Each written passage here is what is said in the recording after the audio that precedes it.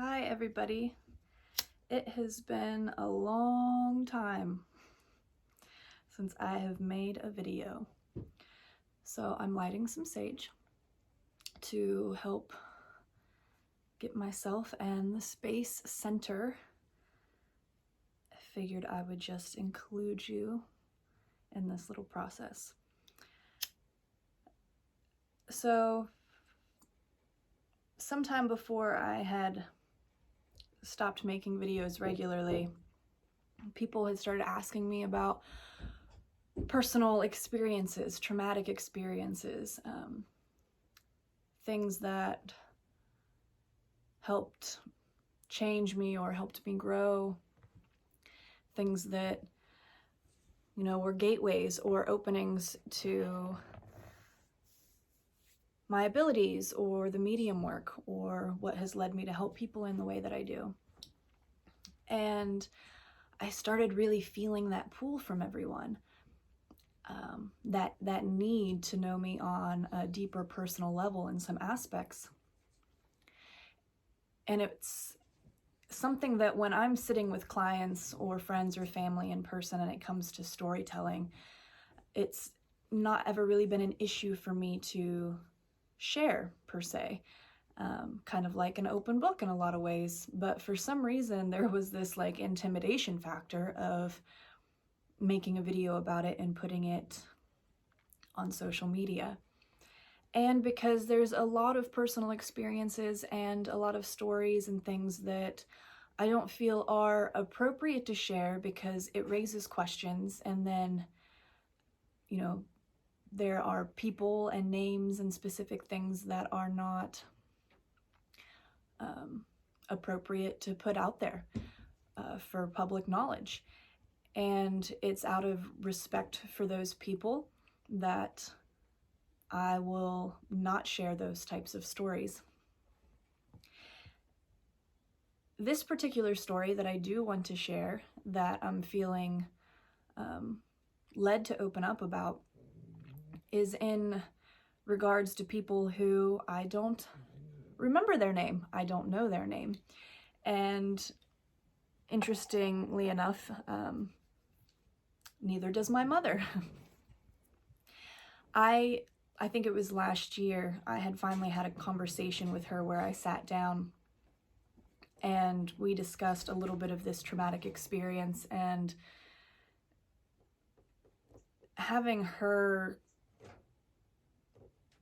see and feel through that with me again and sit with it makes it easier to sit here now and share it with you, because I know that if she sees this video, it won't be like a shock factor. So this is going to be my personal story, personal experience around abuse that I endured with a babysitter. So when I was about 3 years old, my mom's dad had passed away, and she was working a full-time job, and appropriately so, needed someone to help watch over me. Now, I can, to this day, remember the location and the street that the house was on, and what they looked like, but I cannot remember their names. And my mom at the time was so grief-stricken with loss of her father that there were a lot of mental blocks that came up during this period. So I was about 4 years old that I started going and staying at this woman's house. Now, she had 2 girls that were, I believe, only a year apart and looked nearly identical. And at that age, I just always thought they were twins. One was taller, one was shorter, and they had short hair about like this, really blonde and really curly, like Shirley Temple. And I can't say that I remember at that age any of my experiences in the home being pleasant. I remember the children feeling like they were having fun, but I do not remember feeling like I was having fun. So some of the first signs of things that took place, I'm going to apologize in advance for my rats. I have rats on my left here, looks like you're right, drinking water and playing in their cage, and I have my cats going crazy on this side, so I just want to apologize for the background noise. So first, some of the first signs that I experienced were small, traditional kid play stuff where you bring your toys, you bring your Barbies. People want to steal, they want to steal toys, they want to steal Barbies, they want to break things, they want to fight over it. And that's expected sometimes of children. It's a learning and growing process to know how to share. And then some of the next steps into my experience there were the woman, the mother, the primary adult. I don't ever remember a male figure. She, very short fuse, very frustrated all the time. I remember her tugging on my arm if she got mad to pull me in a specific way. She yelled at me once for speaking to a baby in a crib with a baby voice that I needed to talk to the newborn like an adult, yet I was 4 years old. And I remember her getting very angry about that. And so most of my interactions with her, she was just slightly aggressive in general, probably more emotional abuse than anything. But then surprisingly enough, most of the physical abuse that I endured in this environment was from her children. After we, grew past fighting over toys and my Barbies and different things being taken,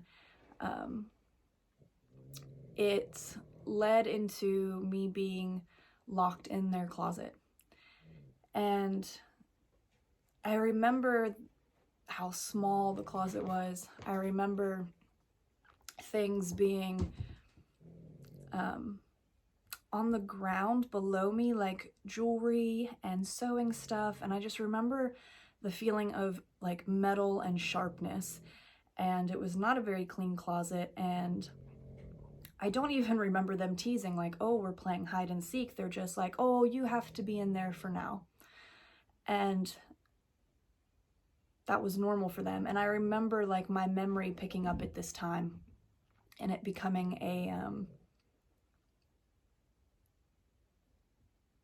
a more predominant thing for me to retain what didn't feel normal.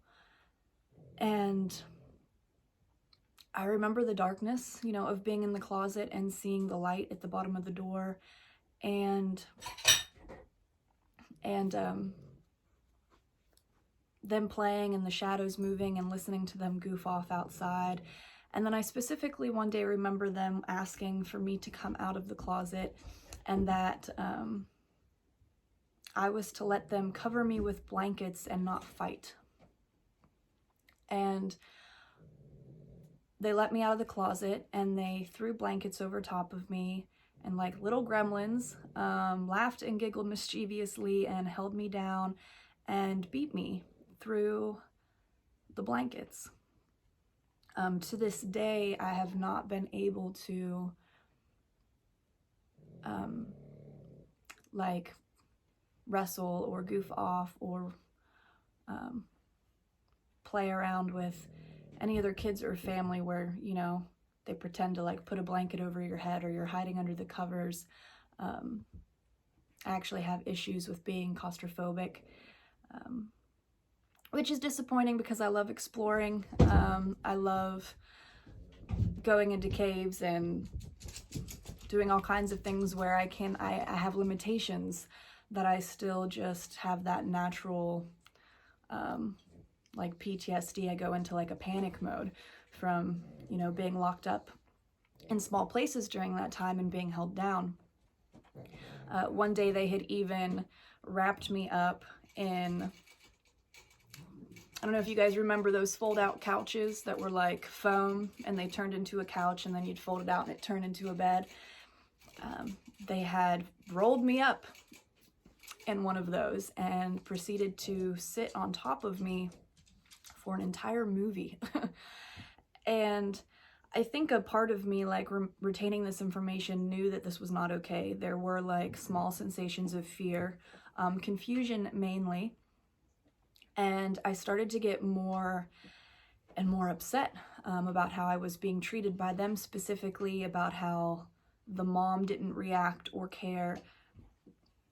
And then one of the biggest things that I remember of this experience that was like the icing on the cake for me, that actually caused me to speak up to my mom about it in the best way that I knew how, which consisted of mainly crying.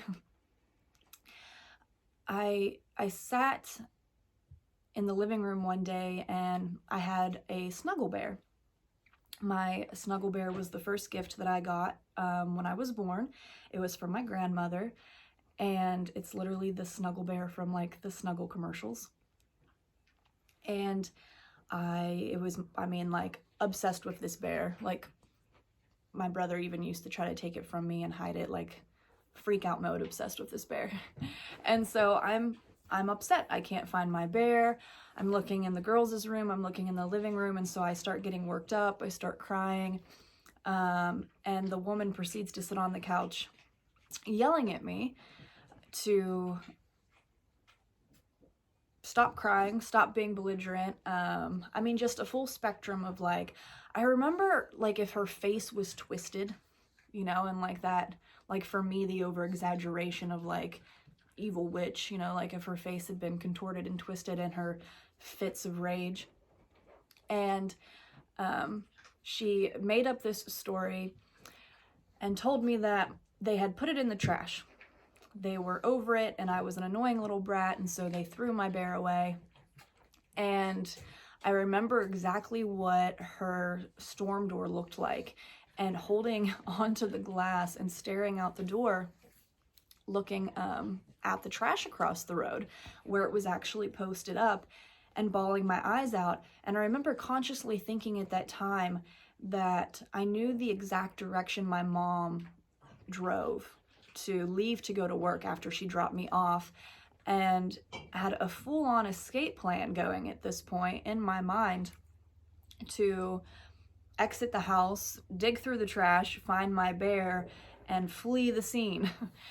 And my wheels were turning. How can I get out of this house? Like, how could I get out of this evil place? And the woman finally started screaming at me to shut up. She couldn't stand to listen to me anymore, and that my bear was in the basement, downstairs. And I remember hearing the girls yelling at her, trying to tell her and confirm that like my bear was in the basement and to shut up, and why won't she shut up? She's so loud, it's so annoying, all those types of things. And the stairs to the basement, I remember, were pretty much completely center with the basement. They were just straight, long flight of stairs covered with carpet. At the bottom, in the open living area of the basement, there was just a couch. I remember off to one side was, I think, a bathroom, and the other side was like filled with storage, or like a bar that didn't get renovated. Looked like it could have been an area where a pool table was, and I just remember things kind of being stacked on top of things. And it was in this experience that I really started to see things. And so what proceeded to take place is I made my way down the stairs in the dark, already completely terrified, and about halfway down, like questioning, if not feeling safe in that moment, if my bear was actually in the basement. I saw it sitting perfectly at the bottom of the stairs in front of me, like center on the couch. It was odd to me because I don't remember playing down there. I don't remember it being down there. I don't remember leaving it down there. But then again, I was 4 years old, and the only memories I've retained from this experience were all the traumatic bits. So once I got down to the bottom of the stairs and I got my bear, I turned around like instantaneously and I went to run back up the stairs, and they shut the door. They locked me down there. They proceeded to like laugh and hoot and holler, and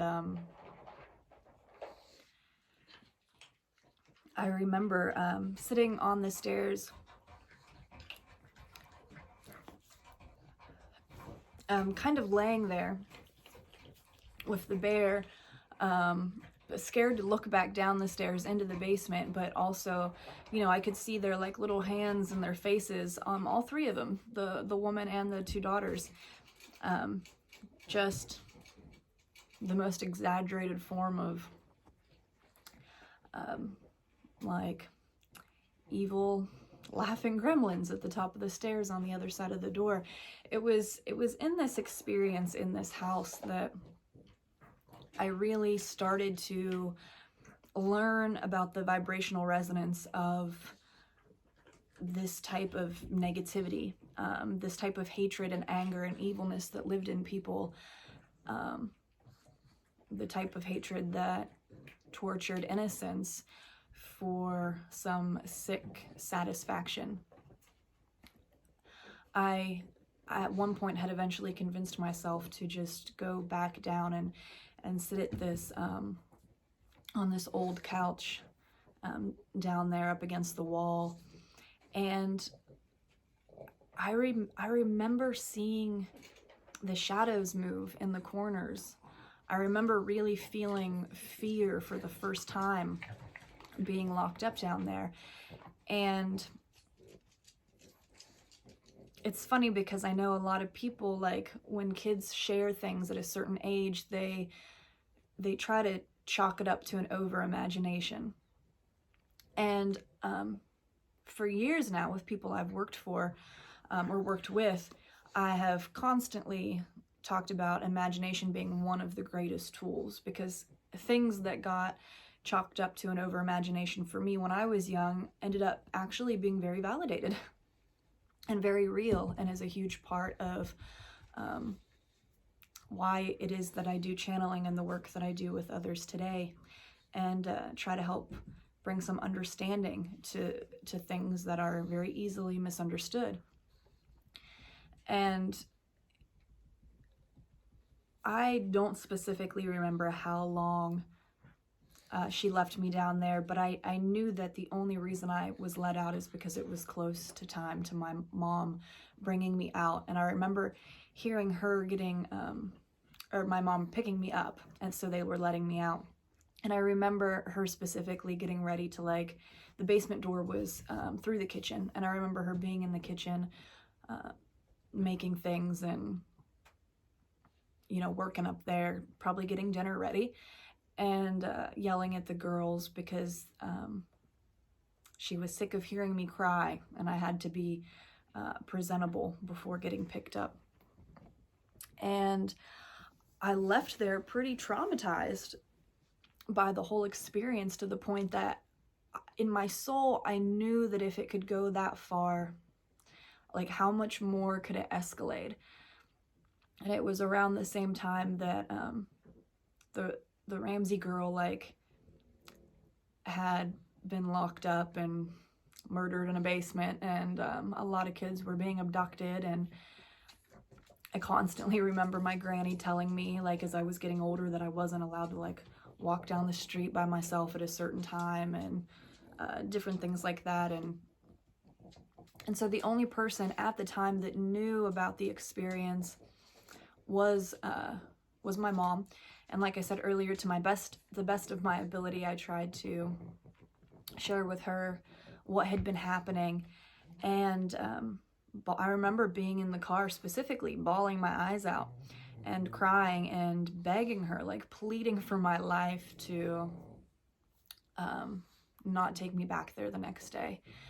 And it must have been however I was aching at that time, however I expressed myself, that she agreed and found somewhere new for me to go. But I also remember her being completely shut down because of the grief that she was still processing, that she didn't know, and because she was a very young mom, she would have only been 24, she did not know how to process that or take the next steps of, like, nobody wants to just go and like accuse somebody and, you know, open a whole can of worms that this or that was happening to their child. And I had no physical bruising. I had no things particularly showing up on my body. And if they were because of how the kids treated me, I don't think they were ever noticed. Nothing like that ever came up. But that is the gist of that experience. And I'm just grateful that my mom, you know, heard me in my plea enough to change the routine, to let me leave there. Since being an adult and being back to visit, because I was gone and I lived in a different location for many years, and then since coming back home and living in the same area, I remember going down the street at one point a few years back and trying to find that house, see if I recognized any similarities at all. And I don't think I did. I think I remember driving down the road and feeling like, okay, you know, like maybe that was for the best. And I wonder about these people.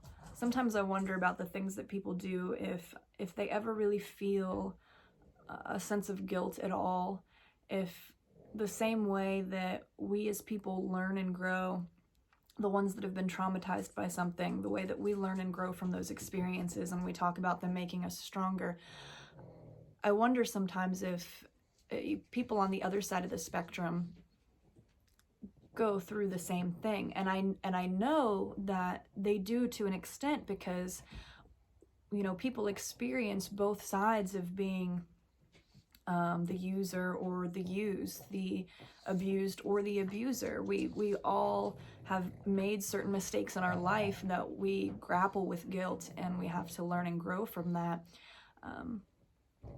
I've never abused a small child, so I can't say that I can relate to that experience. But that is real, and if anything, I was very blessed, and I got really lucky, because like I said earlier, I don't know how far it would have gone.